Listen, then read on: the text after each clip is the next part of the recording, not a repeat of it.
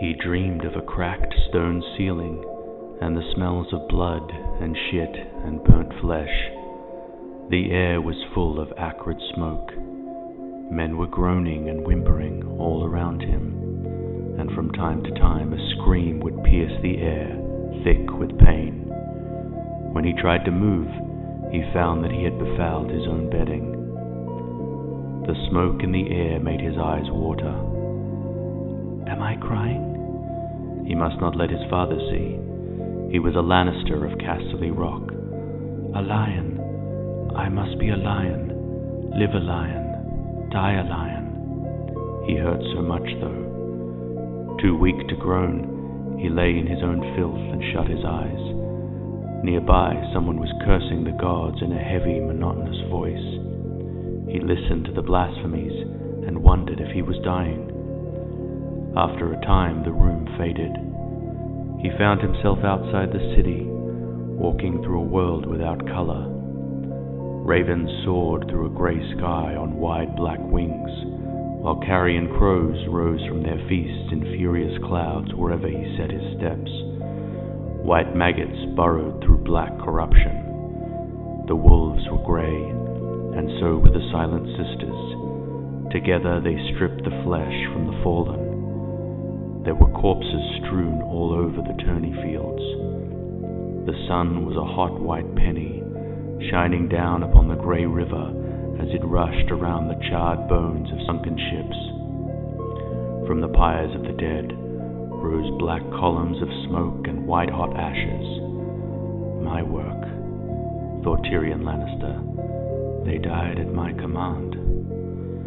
At first, there was no sound in the world, but after a time, he began to hear the voices of the dead, soft and terrible. They wept and moaned. They begged for an end to pain. They cried for help and wanted their mothers. Tyrion had never known his mother. He wanted Shae, but she was not there. He walked alone amidst grey shadows, trying to remember. The Silent Sisters were stripping the dead men of all armor and clothes. All the bright dyes had leached out from the surcoats of the slain. They were garbed in shades of white and grey, and their blood was black and crusty. He watched their naked bodies lifted by arm and leg to be carried, swinging to the pyres to join their fellows. Metal and cloth were thrown in the back of a wide wooden wagon pulled by two tall black horses. So many dead, so very many. Their corpses hung limply, their faces slack or stiff or swollen with gas, unrecognizable, hardly human. The garments the sisters took from them were decorated with black hearts, grey lions, dead flowers, and pale, ghostly stags. Their armor was all dented and gashed, the chainmail riven, broken, slashed. Why did I kill them all? He had known once, but somehow he had forgotten. He would have asked one of the Silent Sisters, but when he tried to speak, he found he had no mouth.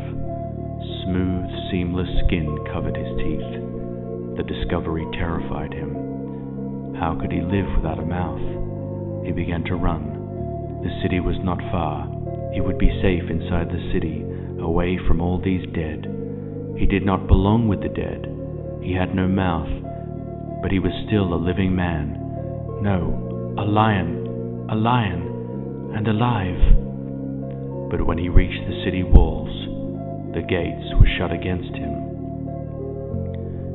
He dreamed he was at a feast, a victory feast in some great hall.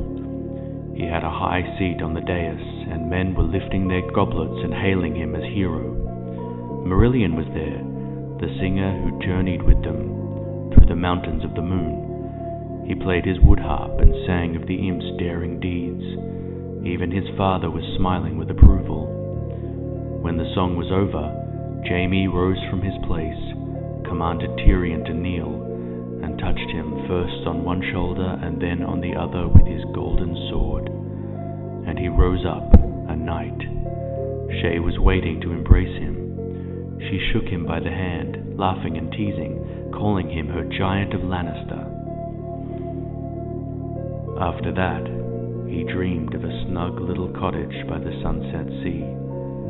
The walls were lopsided and cracked, and the floor had been made of packed earth. But he had always been warm there, even when they had let the fire go out.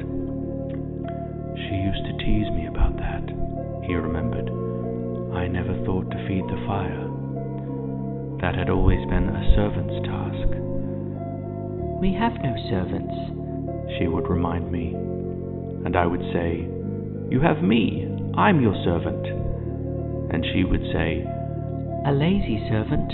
What do they do with lazy servants in Casterly Rock, my lord? And he would tell her, They kiss them. That would always make her giggle. They do not neither. They beat them, I bet, she would say. But he would insist, No, they kiss them, just like this. He would show her how. They kiss their fingers first, every one, and they kiss their wrists, yes, and inside their elbows. Then they kiss their funny ears. All our servants have funny ears. Stop laughing. And they kiss their cheeks, and they kiss their noses with the little bump in them there. So, like that, and they kiss their sweet brows, and their hair, and their lips, their mouths.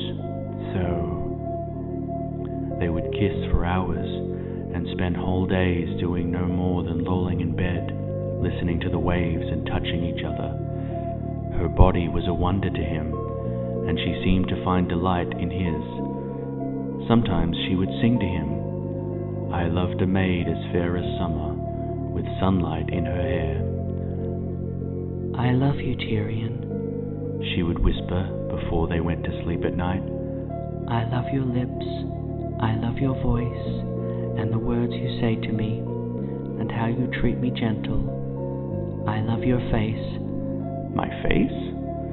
Yes, I love your hands, and how you touch me. Your cock, I love your cock. I love how it feels when it's in me. It loves you too, my lady. I love to say your name, Tyrion Lannister. It goes with mine. Not the Lannister, the other part. Tyrion and Tysha. Tysha and Tyrion. Tyrion. My lord Tyrion.